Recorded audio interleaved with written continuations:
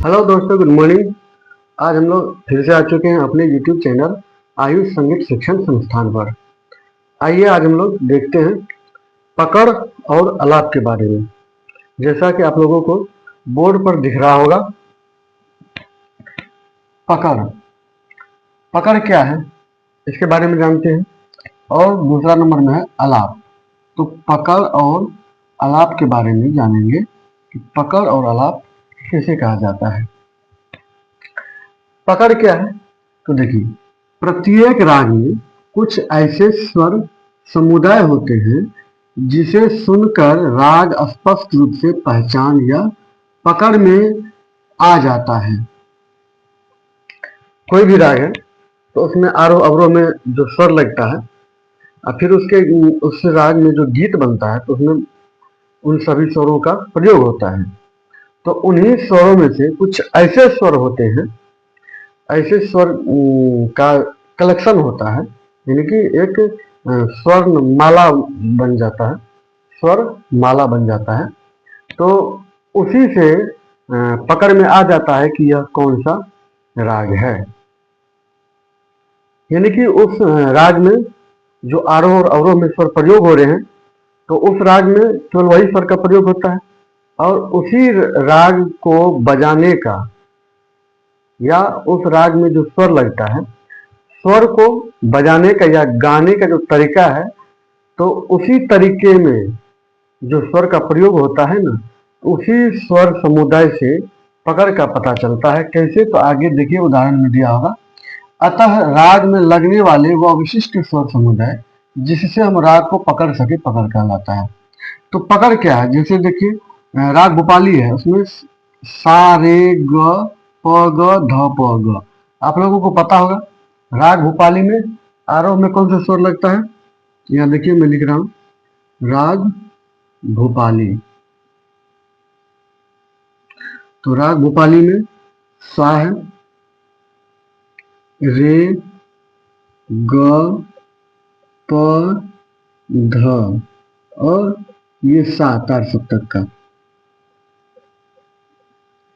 तो ये सभी स्वर प्रयोग होते हैं राग भोपाली में। तो इन्हीं स्वर समुदाय से इनका पकड़ बनेगा। लेकिन ऐसा नहीं है कि केवल आरोह या अवरोह से राग पकड़ में आएगी। आरोह और अवरोह से तो पता चलता ही है, लेकिन जब राग गाया जाता है तो वहां पर आरोह अवरोह नहीं किया जाता है। आरोह अवरोह शुरू में ही कर दिया जाता है जब राग में जो गीत है उस गीत को गा रहे होते हैं गायक, तो वहां पर आरोह अवरोह पता नहीं चलता है, क्या है नहीं है। तो वहां पर विशिष्ट स्वर समुदाय इन्हीं स्वरों में से सारे ग प ध, इन्हीं पांचों स्वर में से होता है। जैसे यहाँ देखिए लिखा हुआ है सारे ग प ग ध प ग। तो सारे ग पकड़ क्या है? सा रे ग प ग ध प ग।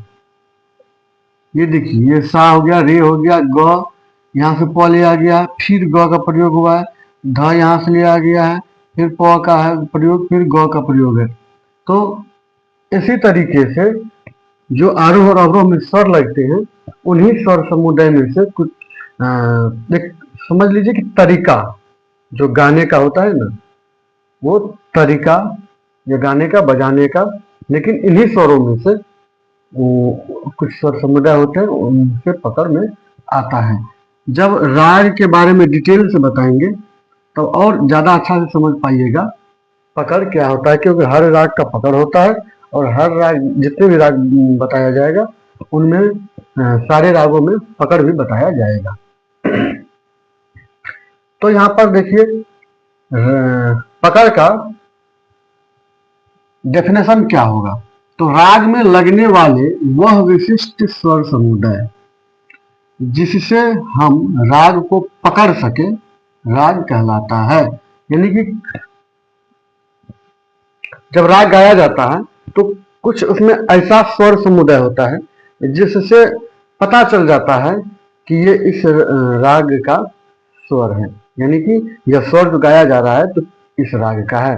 जैसे अगर गा दे सा रे ग प ग ध प ग, तो इससे पता चल जाता है कि यह राग भूपाली में प्रयोग होने वाले सारे स्वर हैं। एक राग पकड़ने का और भी कारण होता है, लेकिन पकड़ का एक अपना महत्व है। चलन से भी पकड़ा जाता है राग को। चलन किस चलन का है ना, प्रकृति क्या है राग का, उनसे भी पता चलता है। आरोह अवरोह से तो पता चलता ही है। तो ये सभी स्वर होते हैं। तो वही यहाँ कह रहा है कि सा रे ग प ग ध प ग इत्यादि से राग भूपाली का बोध हो जाता है, जो इस राग का पकड़ कहलाता है। तो राग भूपाली का पकड़ क्या हो गया? सा रे ग प ग ध प ग, सा रे ग प ग ध प ग, ये किस राग का पकड़ है? राग भूपाली। एक ऑब्जेक्टिव यहाँ पे हमारा बनता है पकड़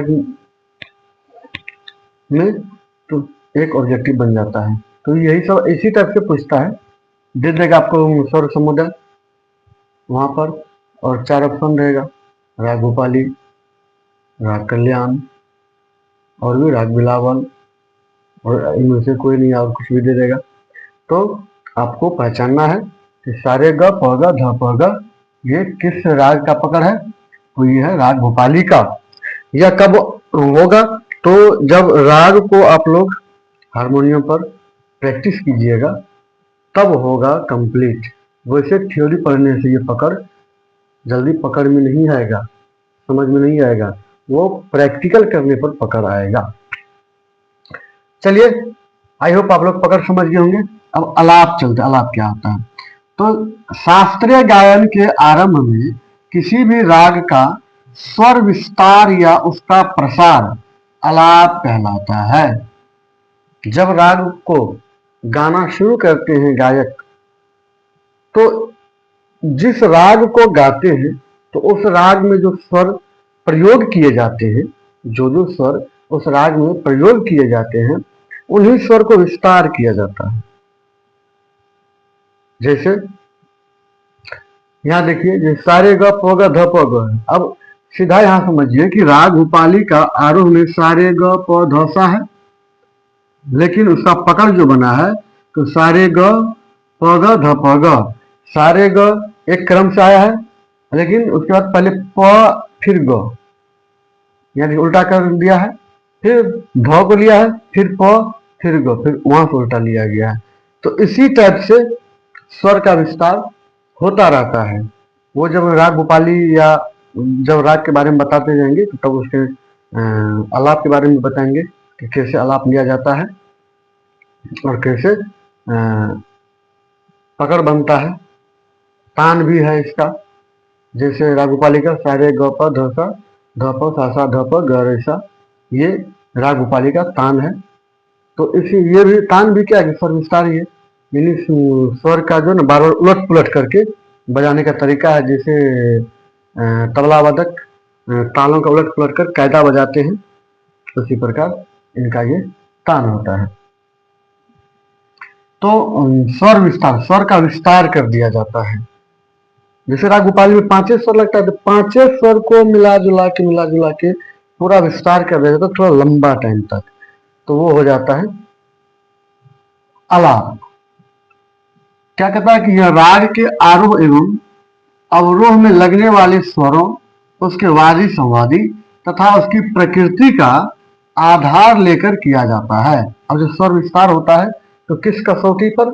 तो आरोह एवं अवरोह में जो लगने वाले स्वर होते हैं, जैसा कि बताया कि राग भूपाली में सारे ग प ध सा है, तो यही 5 स्वर लेकर के किया जाता है। तो यहाँ भी वही बात कह रहा है कि यह राग के आरोह एवं अवरोह में लगने वाले स्वरों, उसके वादी संवादी, वादी संवादी को बता दिए इससे पहले, जो नए है वीडियो में जाकर देख लीजिएगा, वादी संवादी, और इसकी प्रकृति का आधार लेकर किया जाता है कि किस प्रकृति का राग है, उसी प्रकृति का आलाप भी लिया जाता है। प्रदर्शन के आरंभ में आलाप के ही द्वारा कलाकार किसी भी राग के रूप का निर्माण करता है। जब गायक महोदय मंच पर जाते हैं, स्टेज पर जाते हैं और अपने जब कला का प्रदर्शन करते हैं, तो आरंभ में शुरुआत में क्या करते हैं? आलाप के द्वारा किसी भी राग के रूप का निर्माण करते हैं। आलाप से ही माहौल बनाने की कोशिश करते हैं उस राग का। मान के चलिए कि राग भोपाली गाना है, तो आलाप के माध्यम से राग भोपाली का माहौल तैयार करते हैं, यानी कि इस तरह से राग का स्वर का विस्तार कर देते हैं कि वह राग भोपाली की प्रकृति में आ जाता है। तो आलाप में और क्या क्या सब आता है आलाप के अंतर्गत? आलाप के अंतर्गत मीर आ जाएगा आपको, गमक, खटका, मुर्की, इन सभी का प्रयोग होता है। तो आलाप के अंतर्गत मीर, गमक, खटका, मुर्की ये सभी सारे आ जाएंगे। अब आप लोग कहिएगा मीर, गमक, खटका, मुर्की है क्या? तो इसके बारे में आगे बताया जाएगा, क्रम से आ रहे हैं वो सारे बताया जाएगा आप लोगों को। मीर क्या है, गमक क्या है, खटका क्या है, मुर्की क्या है आदि ये सब क्या है। तो ऐसा सीधा समझिए कि इनके लगाने से कोई भी राग है या राग का जो आलाप किया जाता है तो वह और सुंदर लगता है सुनने में।